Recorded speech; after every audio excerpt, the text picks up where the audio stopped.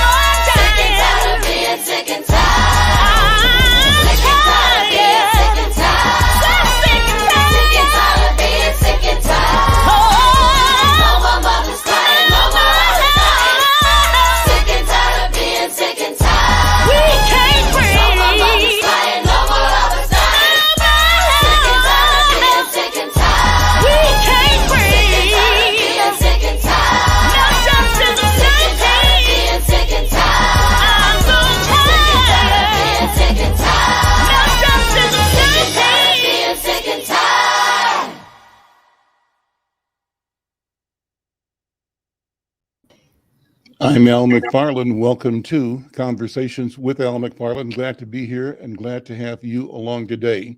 Today, as always, a special show, wonderful people, good conversation. My focus today is on art and creativity. I call it the genius within. And I'm pleased to have new and old friends and relatives on the call, those who are here already and those who are going to be joining in the next hour to talk about art and culture. Let's see, somebody is giving me feedback, so to monitor your sound.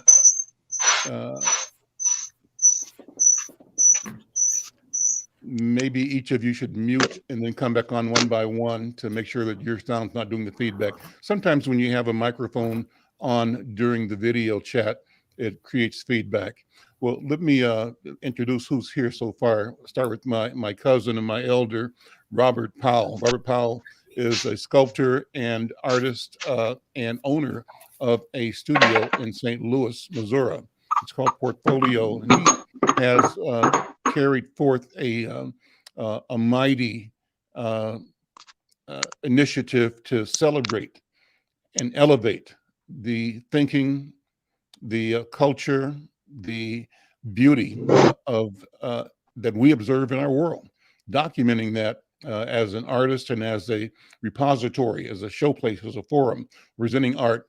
Robert Powell, good afternoon, cousin, dear cousin. How you doing, man? So unmute now. I'm doing well, Al, and thank you for the opportunity to be a part of this show. Well, it's great to see you. So those who are listening on KFAI, we're doing multimodal or multi-platform, obviously live radio on KFAI, wonderful station, phenomenal asset in the community. But KFAI also streams live at kfai.com. And so we may be connecting with people anywhere around the planet who are fans of the station and the work that we do.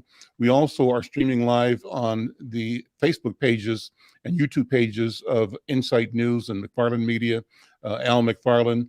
But we also are streaming live through the national network of the Black Press of America, Black Press USA Facebook, and Black Press USA YouTube. So we're using every resource that we have to connect with our people, both here in community and around the world. And speaking of that, I want to bring in the next guest, Brother Charles Caldwell. Charles Caldwell and I go back years and years and years. He's one of the celebrated leaders and artists here in Twin Cities. Charles, good to see you. How you doing, man? Hey, I'm doing great, Al. First of all, I'd like to thank you for this opportunity and the invite to have me participate in this conversation today. And just trying to survive and just stay creative in the process. Great. Loretta Day is here. Loretta Day is a Minneapolis artist. Her paintings, her work, drawings of Dr. Martin Luther King are going to appear in the cover of next week's Insight News. I reached out to her. She accommodated, and we're going to be presenting her work and hopefully continuing and broadening a relationship. Loretta, good afternoon. Good to see you, and thank you for what you do. Thank you for being you. Good to see you, my friend. Thank you, and thank you for the invitation. I'm really excited about being here and joining in. I have a cousin that I've never met in person, but only here. Delisha Hayes is in Boston, and she and her mom own a business called Tafari Wraps. And so they are artists and entrepreneurs. Delisha, how are you? Hi, Al and everyone. I'm okay. A little sleepy, but I'm good. Yeah. Good to see you. Is your mom going to join us too? Is Imani going to join? Do you know? She's not going to join, but she's here, so maybe you'll see her walk past every now and again. Okay, great. Good to see you again. Joining us from Jamaica. Now, this is the brother I just met by email a couple of days ago, but I've been watching him for a few days. I came across his channel on YouTube. It's called Tyrone Studio. And Tyrone is to what I know, he'll tell me who he really is, but what I know him from watching him on YouTube, he's a visual artist, a painter, does caricature portraits of people, and he also is all about food and working with ordinary people up in the country, up in the hills in Jamaica. When Bobby and I were watching him, I said, Bobby, I swear he must be up near Mile Gully, up where my family lives, up in near Port Maria. And I don't know if you were there or not, but that's how it looked to me. But that's how the country looks in Jamaica, rich, warm, lush. And Tyrone goes and meets people, knows them by talking about food, cooking with them. And while they're cooking, sometimes he's interviewing them and also doing portraits of them. And the portraiture is phenomenal. Tyrone, brother, good to see you. How you doing? Yeah, wagwan. What's good? What's great? Yeah, man. Blessings and honor. It's a privilege to be amongst the elders. Always a thing for me as a young man. I respect my elders. Understand you paved the way. And one love from Jamaica. It's a privilege to be on this platform. I never knew that Al would reach out to me. When I saw the email, I responded immediately because it looked like something very important. You understand? So we get to know each other along the way. Yeah, man. We don't hide the pot, We don't have to twang or anything. We call it in Jamaica. It's a part of me. That's me. That's my culture. And I embrace culture. There's a word they call it cultural retention. But just to break down a little bit about myself, I'm an art educator, a fine artist. I graduated from the Edna Manley College School of the Visual and Performing Arts year 2018. I've been practicing painting and art from around 2012. That's when I was in high school in Jamaica. Big up to the Carteret College. I don't know anybody know the Carteret College, but the Carteret College was that place that I started creating, and I know that I was a creative at that point, and I never put down the banner. I love painting. I've exhibited most places in Jamaica. I've sold many commissions and all of that. And it's a learning process for me. We're always learning, always changing and adapting and making art evolve based on our environment, how we feel at the moment, and what is happening. As I was telling a few of my students that art is like social commentary. And we're looking at a particular artist, Caravaggio. And he painted in a style where he got the references from biblical perspective or scriptures. And at that time, during their period, the Catholicism, that's what they knew. But we're living in a modern society. What we knew, what we're experiencing, we tend to put it on canvases, or put it on murals, or put it in animation. So that's the part of us as creative that is always going to be the genius that I was trying to explain to them. So one love again. Thanks, Mr. and company for having me. Yeah, man. I love the Jamaican voice, man. I can listen to you all day. It's so lyrical and so beautiful and so powerful. But one thing that I love about what I've seen of your work, Tyrone, is you connecting with ordinary people in the countryside and having food with them. And so I know food is important, and healing and nutrition are important. And that leads me to connecting with my other guest, another long-term friend, Tyron Jones. Tyron Jones is what we all call a master artist here as well.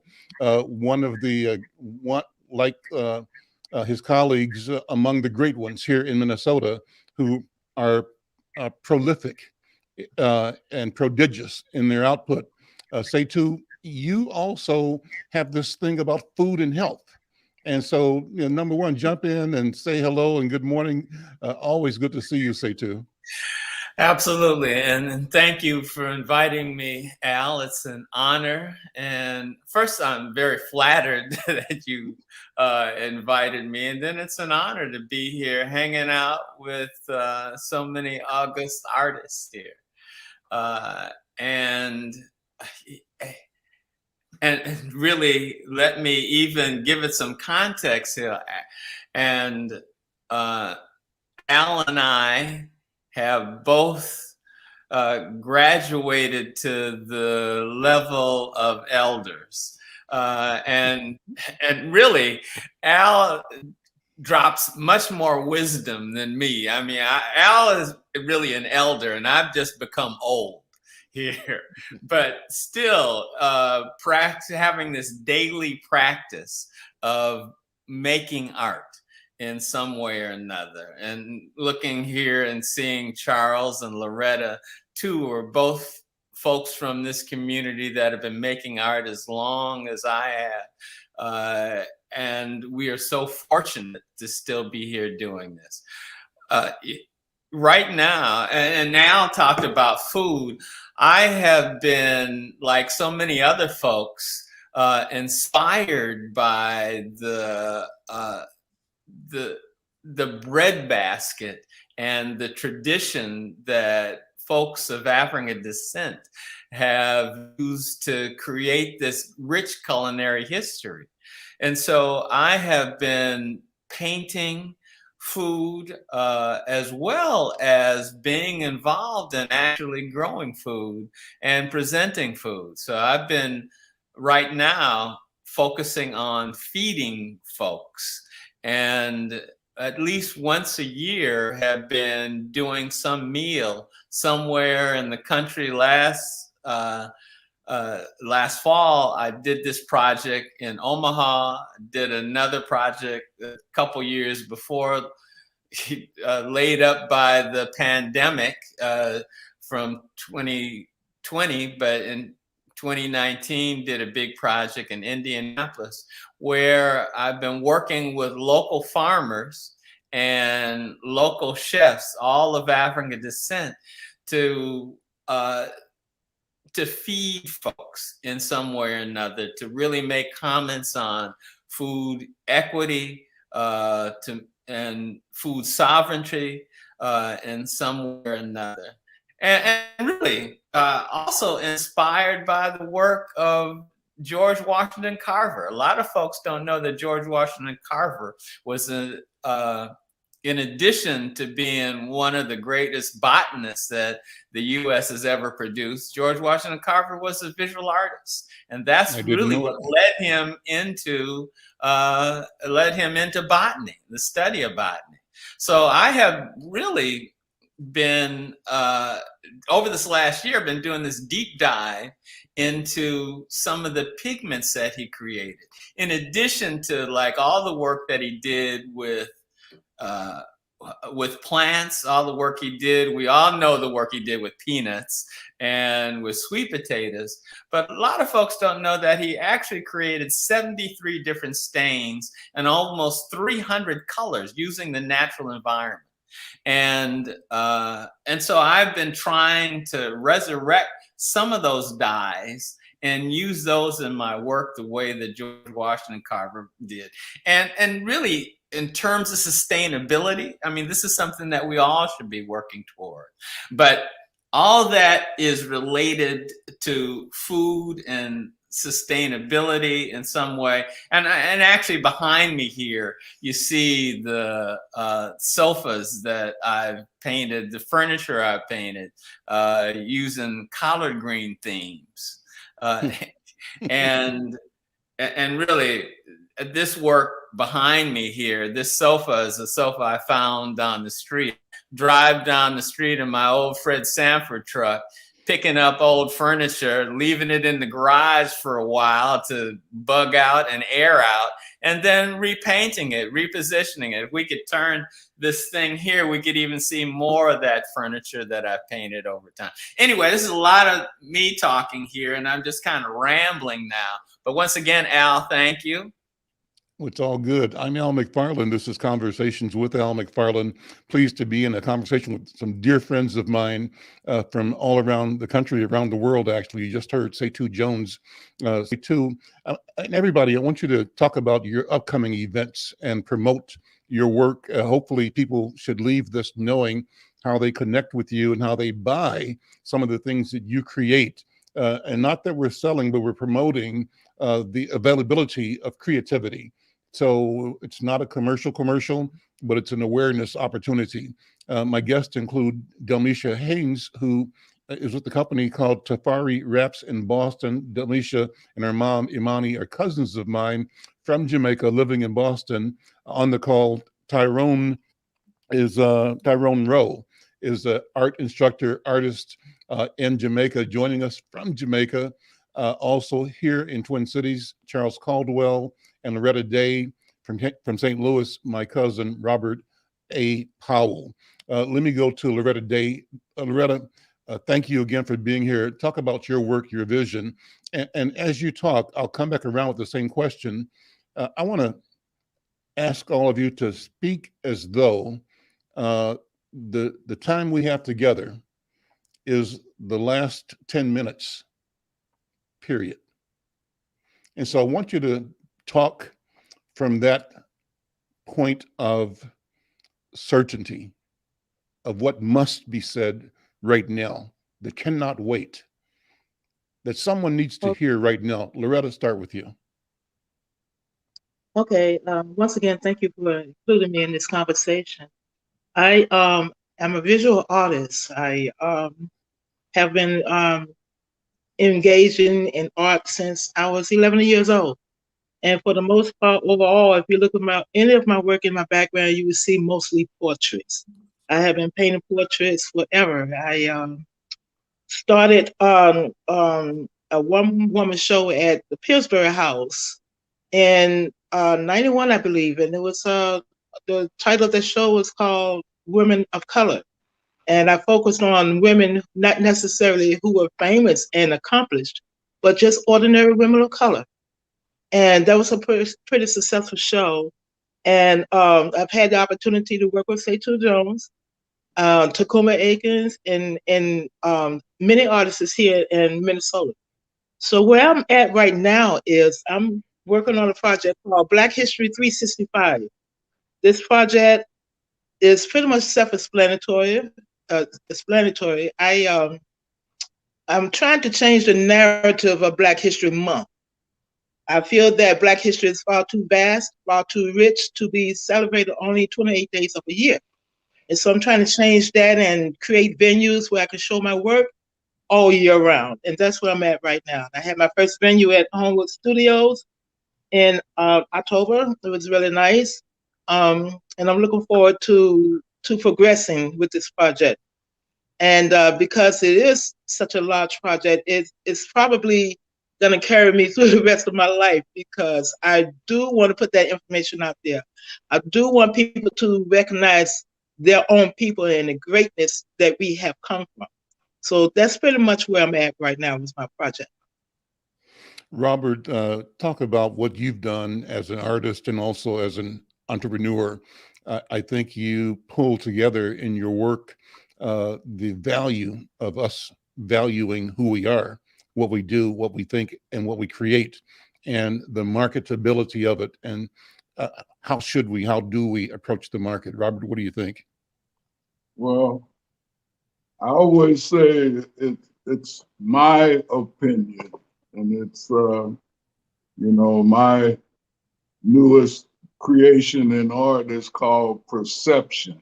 So everyone perceives things differently, and they come from their perspective. So Portfolio Gallery and Educational Center is a not-for-profit 501c3 arts organization. I am not the owner. I'm the founder and executive director. And today, month of January, 1st of January, we celebrated our 33rd year of operation. We made a move 5 years ago and sold our brick and mortar facility, but have continued to provide scholarships to other not-for-profit organizations that provide classes that fulfill our mission to educate, enrich lives, and foster a greater awareness of art created by the African American visual artists. That is not to cut out anyone. I'm trying, when I say African, that includes he must be if on the other side, Al, some kind of cousin, as are the others, Jamaica, and we want to welcome you also. Would love to do a show there. That's our mission. And what we want to do is increase the awareness, of the artists out there. My challenge to people, and you might try it sometime, to all the art people who come up to you and say, I love art, or people in general. So name me your 5 nationally known visual artists, living or dead. Who are they? And see what they say. So I've been asking that question for years, and they try to come, with the new people and overlook all the rich history of the African American visual artists, So we have a show coming up January 21st. It's a fundraising effort where we generate funds so that we can give away funds to other organizations. We've changed our mode. We used to run and try to identify contracts and do art, but it's just too much for one guy, you know. So we decided to do it another way and have continued to do exhibits and provide funds to organizations. So January 22nd is our scheduled opening. We will have some 45 to 50 artists from across the country, a couple from out of the country and in the France area,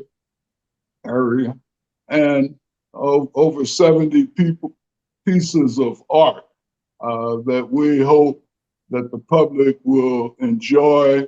Instead of taking photographs in front of your art, they could take it home and enjoy it, 365 days of the year, So that's what we try to do, is encourage them to collect, to make art important, and in particular, the African-American visual artists, who I say has been overlooked.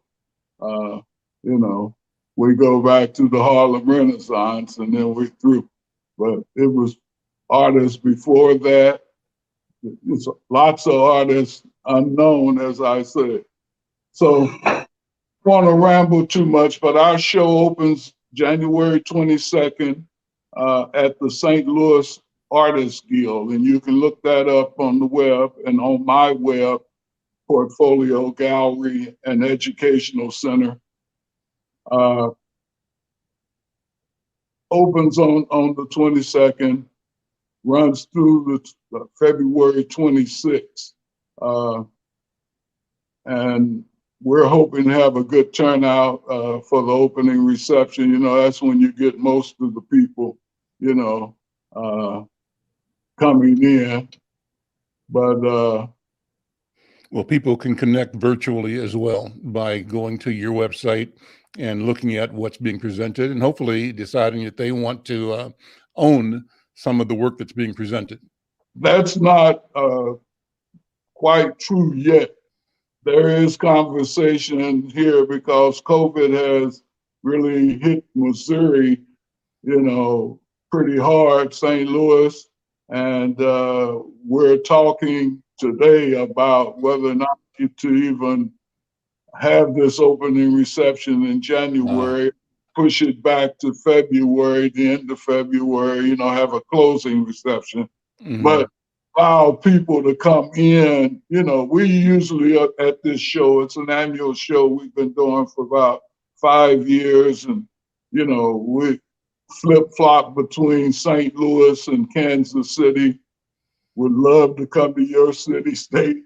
It's just a great, show and tell. Look at all these great artists that no one ever heard of, Yeah. Okay. Charles Caldwell, jump in here and talk about this whole idea of both what motivated you to become the artist, what the calling was in your life and on your life, what the mission is right now, and how you struggle or fight, or maybe you don't struggle or fight, but how you prosecute the work that you've been handed. Well, I moved to Minnesota in 1970. I was 7 years old. My mother took the journey from the South, from Arkansas to Minnesota. Took the bus, had the traditional traveling meal with chicken and sandwiches and just the excitement of going from a shotgun house to a big city. And I wasn't an artist as a kid prior to that because I had no understanding of it. And I don't believe that I would be the artist that I am today if I didn't make that journey. My life drastically changed in the creative process when I met an art teacher in the 6th grade who allowed me an opportunity to have some, I would call it power, because it allowed me to go from one place that I was told that I had to stay in, to a place that I could be in that I wasn't supposed to be in. And so I thrived on that. And just been an artist since 6th grade, and always loved it, loved the attention that it brought me, loved the joy that it brought the people around me, and it was transcending. It was young folks, old folks, people of all nationalities and colors, and it just gave me a tool of respect and joy. So fast forwarding, I've just been an artist every day since then, just creating. I'm amazed myself of the body of work that I have accumulated up to this point. And I've lived life every day like everybody around me. My buddies used to say, man, when did you do this? When you was hanging out with us all day? I said, well, after I got through hanging out all day, I stayed up all night and did this creative process. Right now, I have a body of work that I look at the body of work that I have now as work that I've been able to tune up with, practice, work to keep me abreast as being an artist and a creative person. So I'm extremely excited right now. 2019, for the prior to 13 years in that, I was in the construction industry and providing for my family. And 2019, after one more layoff, I decided that if I'm going to just keep going getting these layoffs every time I put in for a vacation, I might as well just jump out and just get into my art desires full time. So I'm since 2019, I've ventured out to be an artist again full time. Throughout the course of the years, you got to do what you have to do to survive. So I've had those bouts where I work for some years, and then I'll jump off and run out there in that creative world and try to be creative and survive. The place I'm in right now is I'm excited about the work that I have not created yet. Oh. I'm excited about the inspiration that is within me and the practice that I've had this far to create the great works that I see before me. This past 2 years, along with me making that jump accordingly, like a lot of other folks decided to move off into their own independent directions. The COVID attacked us, as it is aggressively attacking right now. And just the ability to survive and to be able to create and show your work, show and sell. I always say, show and tell is great, but in order to survive and get to that next creative process, you need to be able to show and sell. And people really enjoy our work as artists. They enjoy what we do. And I still get folks that look at me and they go, man, I'm going to get some work from you as soon as I can afford it. And I had to start calling people out on that, because it's like, you're insulting me when you say that. I mean, I give away more art than I sell. So, and I have art as affordable as $10, and I have art as free as a gift. I recently published, I have about 50 images available right now. And I recently have a product line in chain grocery store Hy-Vee here in Minneapolis in Robbinsdale. And I have a price point where it's just accessible and affordable. Mm-hmm. And a lot of times when I go into that store and check the inventory or replenish the inventory, I may run into someone that knows me. I may catch someone that's looking at the artwork or introduce them to it. And I'll ask them, have you seen this new product in the store? And they go, yeah, I love this. I can't afford this right now because I'm unemployed. I said, well, how about if I make it affordable for you and let you pick out a couple pieces as a gift? Because it's my desire to gift the art. And if I could just give it away for free, I'd do that. But I'm trying to survive in it so that I can continue to create it. So what I got developing right now is I have a website that's up under construction. It's real close to completion. It is visual. And so I'll give that website is ccaldwellfinearts.com. And so that's promoting a line of 11 by 14 art prints that is available. Also, I have those images available in art cards. I want to promote a 5 by 7 art card that not only can you use it as a card in an announcement or a gift to communicate with someone, but you can also take that same 5 by 7 and you frame it up into an 8 by 10 piece of artwork or a piece of table art. Because one of the problems that a lot of folks have and we have to appreciate is, as I'm looking around on the backgrounds, is those walls are covered.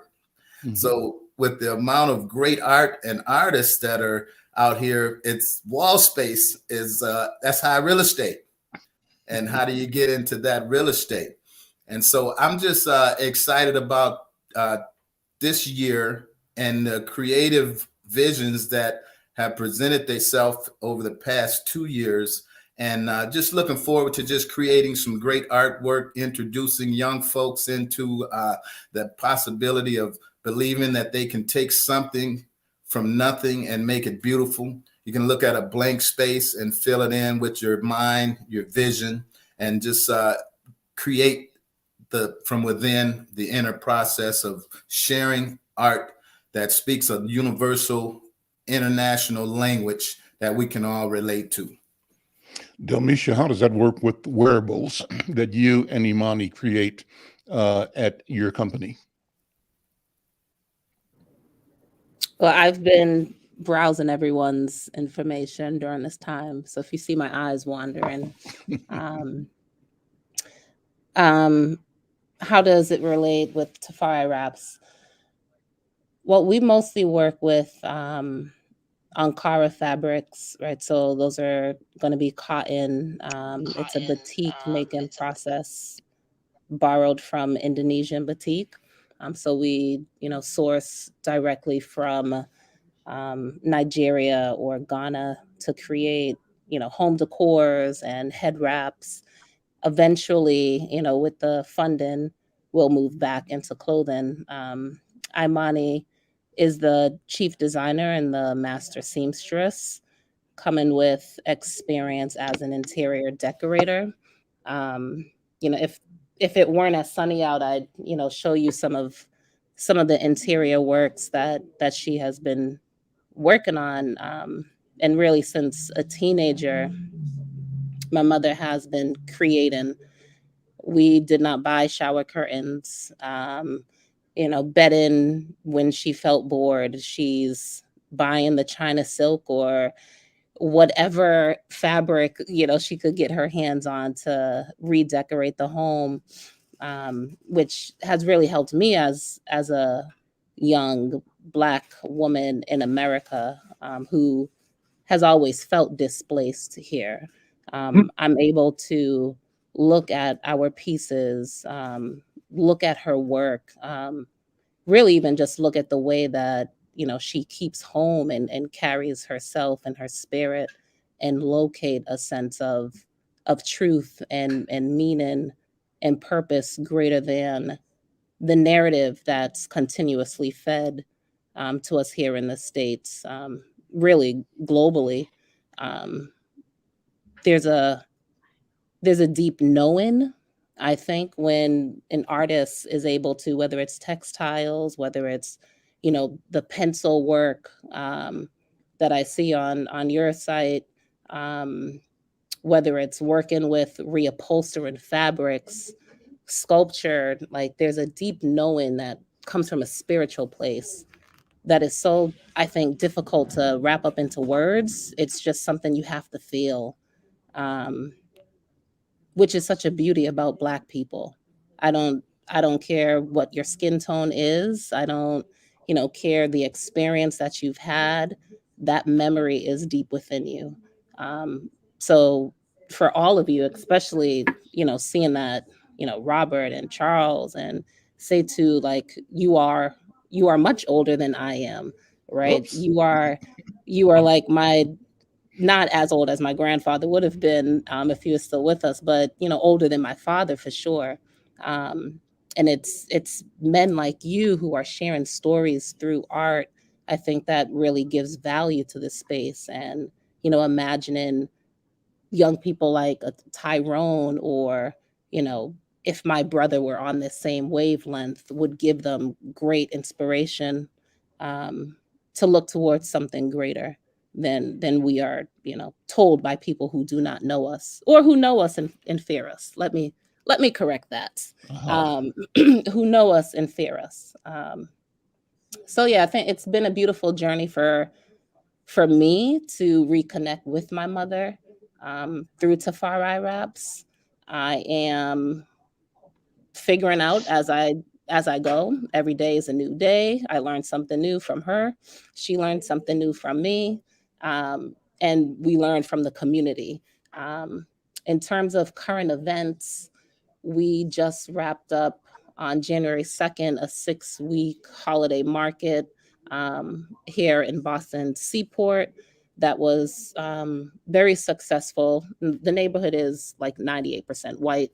So, and they did not, I don't think, market to the Black community, even though it is quite small in Boston. And there is, according to a report a few years ago, the median income of Blacks in Boston is $8. Meaning we don't really own that much, you know, compared to, let's say, Atlanta, especially. But that was successful for us. And from there, on the 23rd of this month until March 5th, we'll be at Bow Market, which is a retail space. So there are about 8 different businesses, and then there are food vendors as well.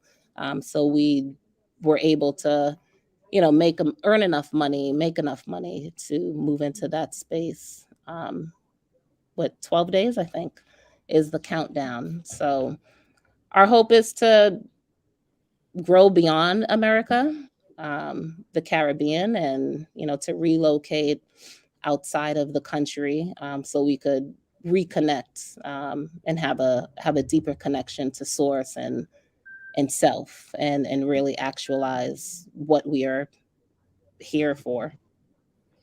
Tyrone, jump in. Tyrone is in Jamaica, and you've listened.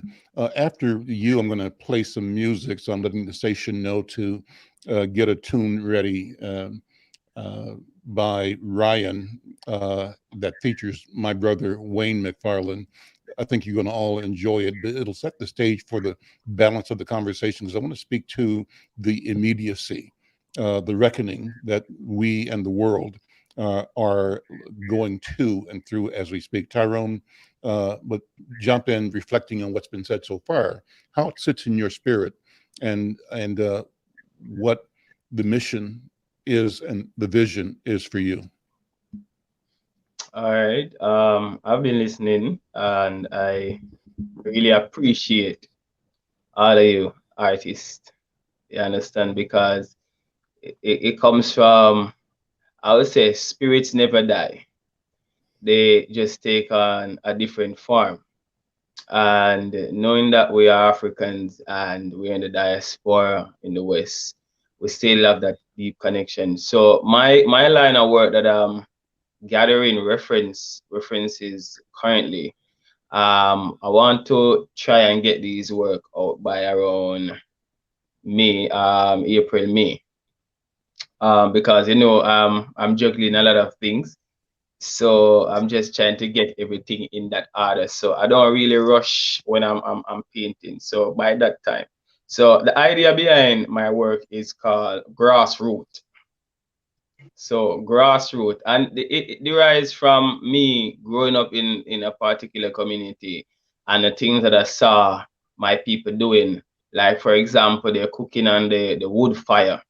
Are they carrying water from the river, and their head are my grandfather carrying a big bunch of banana on his head, or coconut.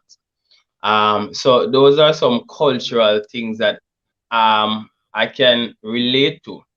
And also going in the market, seeing a market in Jamaica is like paradise. The food is not I would say in Walmart or the supermarkets that you guys are used to. and in Jamaica we have Price Mart and all of that.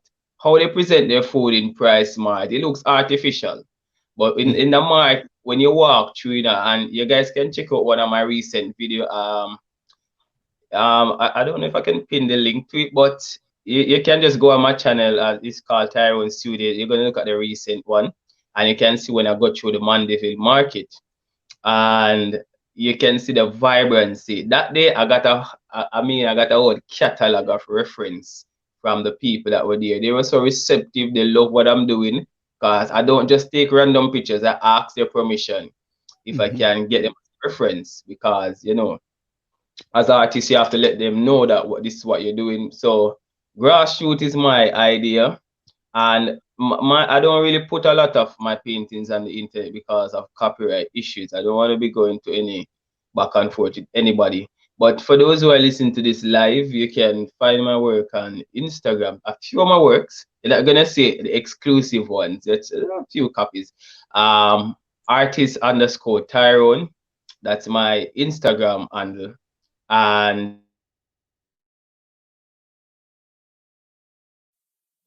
we'll come back, and we're getting the music queued up, but go ahead, Tyrone.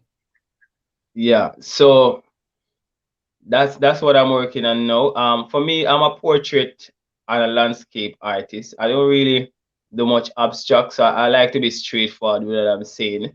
I don't want to mislead anybody and say, okay, I paint this, I paint that. But I major in portraits and landscape, and I paint really realistic. I like detail. I like information. So when a person see my painting, if it's 10 of you looking at it, you can identify with 10 different parts of the painting because of the detail and the information that is there. So that's what I try to achieve, and that's what I'm trying to master using my time here as an artist. And I like people to appreciate what I'm doing.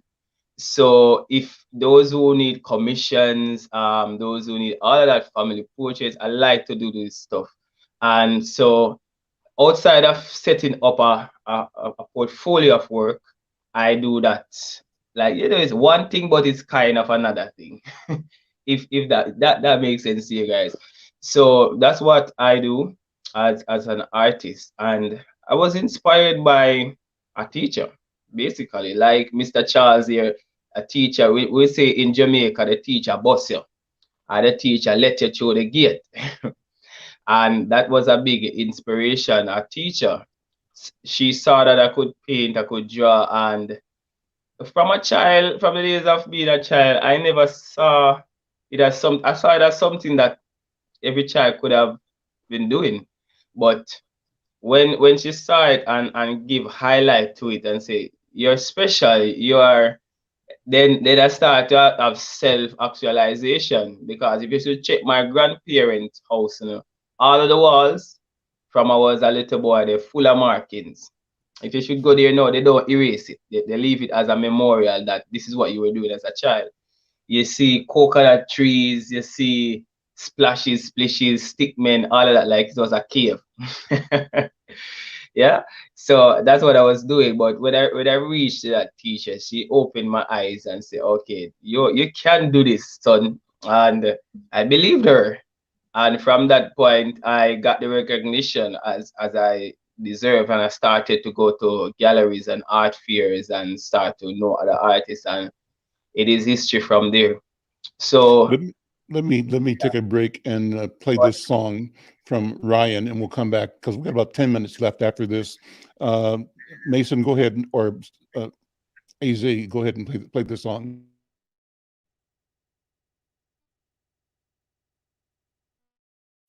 Oh, Queen Justice, where are you? Did they beat you up or no? Lock you on the ground, take the crown away from you? Oh, Lady Liberty, red, white, and blue. Did they take your dignity with their bigotry? Teach you that you're born to lose. Free or guilty, it's gonna get filthy. Better believe, roll up your sleeves. It's gonna get rough, it's gonna be tough. We all agree, we've had enough. We've had enough of all the rules you break.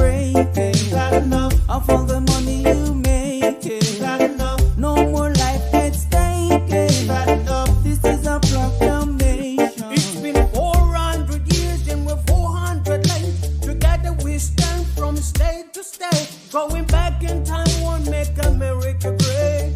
We need justice now, people won't wait. Action, no more distraction. Every step we take, we gain traction. If it can happen to one, it can happen to all.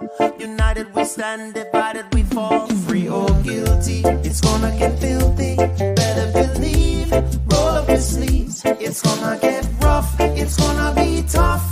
We all agree, we've had enough. Had enough of all the rules you were breaking. Had enough of all the money you were making. Had enough. No more life gets taken. Had enough. This is a proclamation. Free or guilty, it's gonna get filthy. You better believe, just roll up your sleeves. It's gonna get rough, it's gonna be tough. We all agree, we've had enough. Had enough of all the rules you're breaking. Had enough. All the money you're making. Had enough. No more life gets taken. Had enough. This is the proclamation. We've had enough. Trayvon Martin and Tommy Rice. We've had enough. Michael Brown and Eric gonna pay the price. We've had enough. Philando, Breonna, George Floyd. What? We've had enough. So many gone. How can we fill the void? How can we fill? We've had enough. John Crawford, I know you've heard. We've had enough. Sandra Bland, come on and take a stand. We've had enough. Sean Bell, what the hell? We've had enough. Freddie Gray, did you hear what I said? We've had enough. This is a proclamation.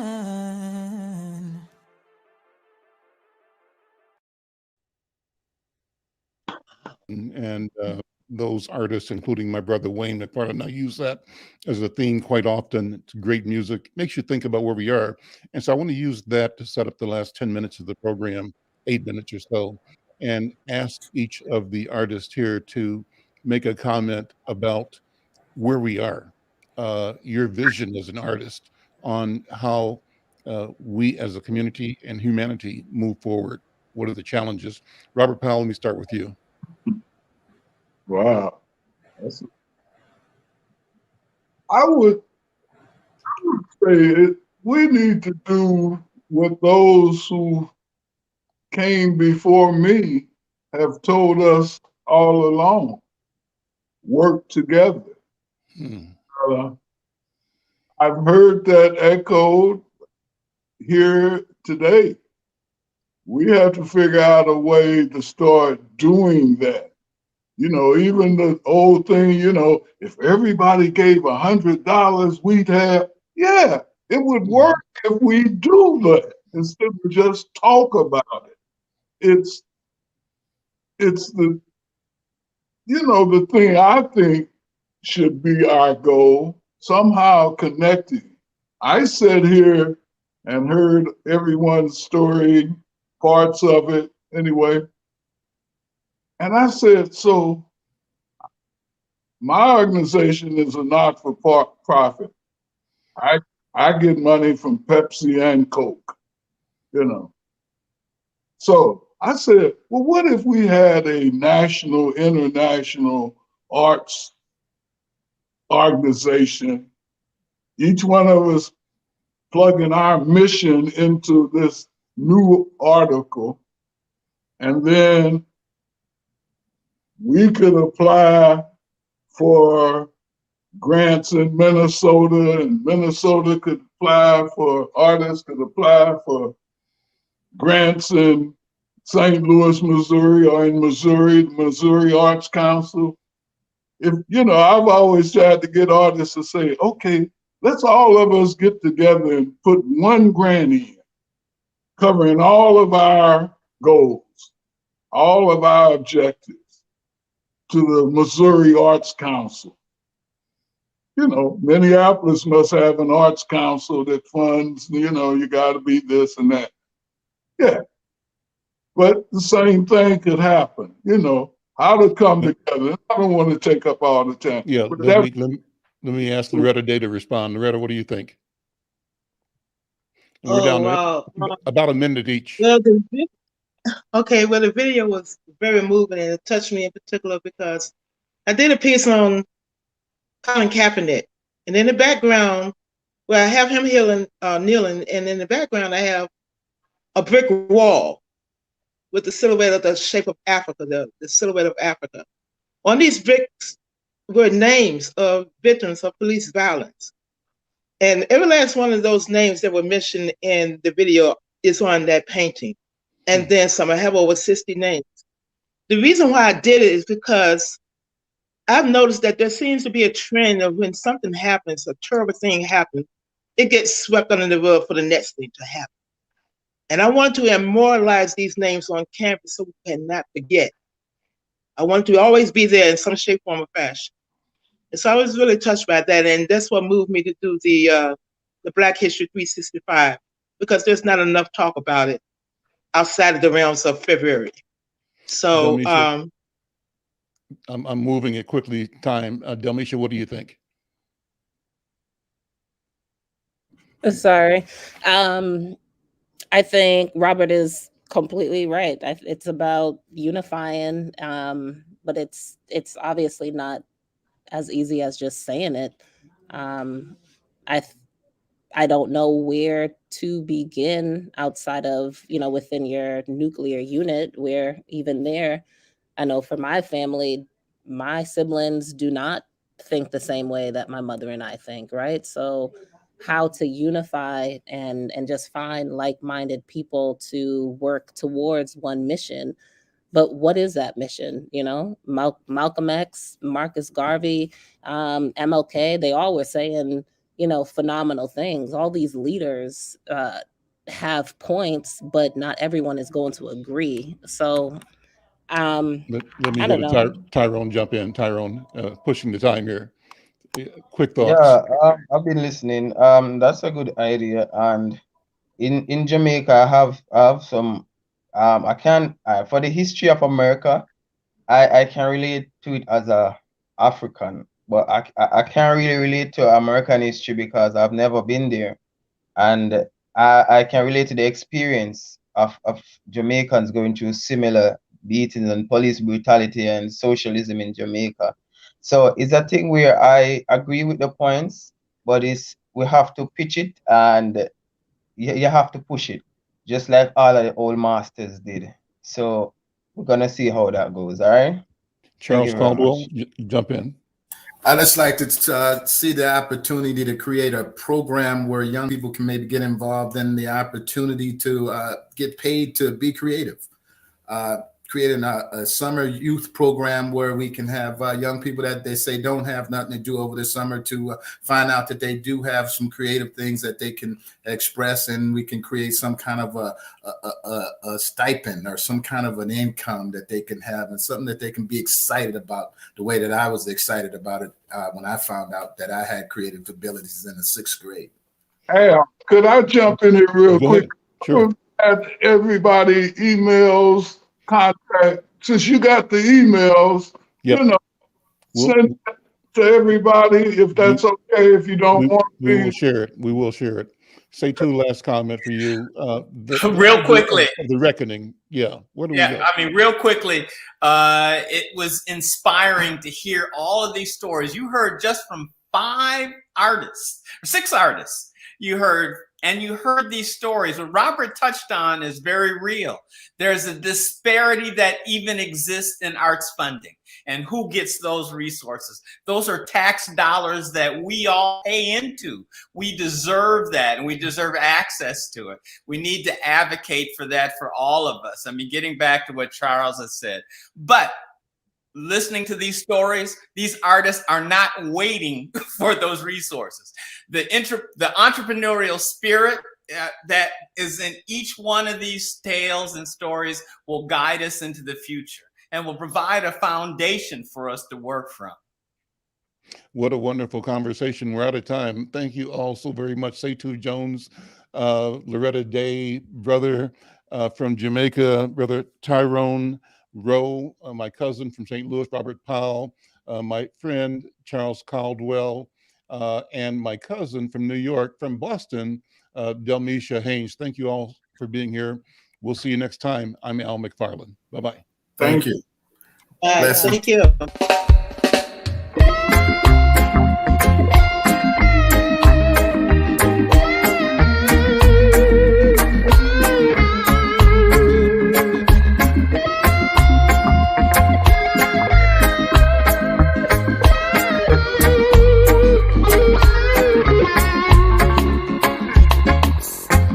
As morning draws near,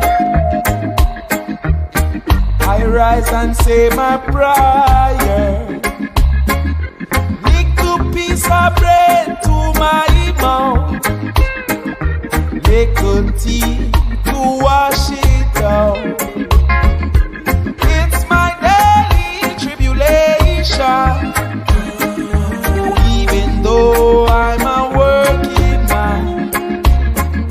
I work so hard to make ends meet, with one suit and one shoe to my feet.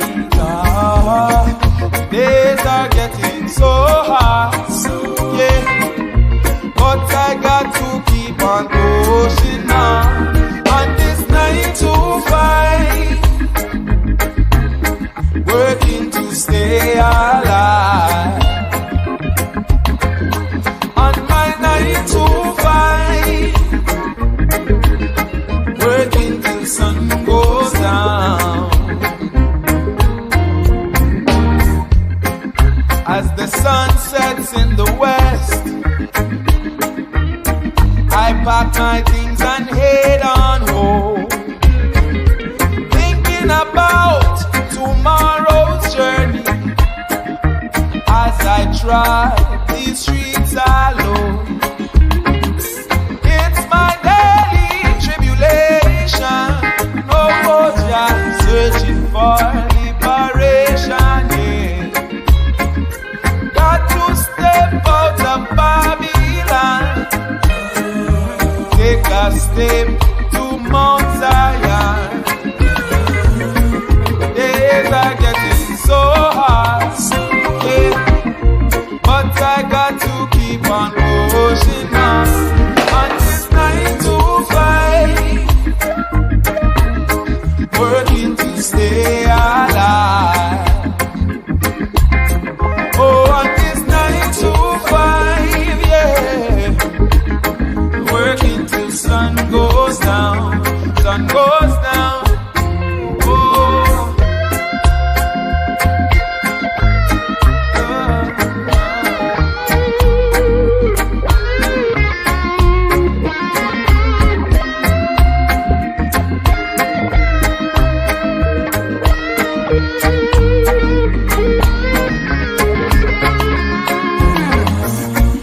days are getting so hard, yeah, but I got to keep on pushing on this 9 to 5, working to stay alive.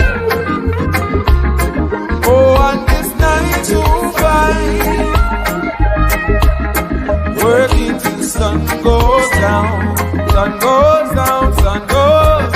On this 9 to 5, yeah, working to stay alive. Oh, on this 9 to 5, yeah, working till sun goes down. Oh Lord, got to keep working, got to keep working. Oh,